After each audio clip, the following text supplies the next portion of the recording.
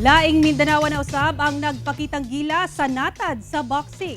Siya si Eumir Marcial nga taga-Zamboanga City nga pasok na sa quarterfinals human gi-knockout nini sa unang round ang boxer sa Algeria. Sa unang round pa lang sa men's middleweight quarterfinals sa Tokyo Olympics 2020, gi-knockout na ni Eumir Marcial ang iyang kontra nga si Younis Nemuchi sa nasud Algeria. Sa 2 minutes 41 seconds sa round 1, giundang na kini sa referee human nagkadugo na si Nemuchi. Pasok na sa quarterfinal si Marcial ug kung mapildi niini karong Domingo si Armand Darchinya sa Armenia, sigurado na kini sa bronze medal. Busa sobra gayud ang kalipay sa mga ginikanan ni Marcial nga taga-barangay Lunsuran, Zamboanga City, samtang naglantaw sa away sa ilang anak. Ang amahan niini nga si Eumir Marcial, ang mismong trainer ni Eumir.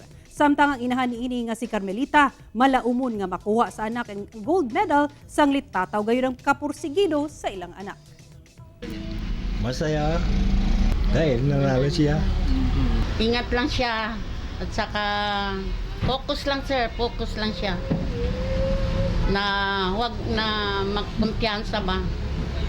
At saka pray lang talaga siya sa kay God. Kung para sa kanya yan, sa kanya talaga yan, God's will.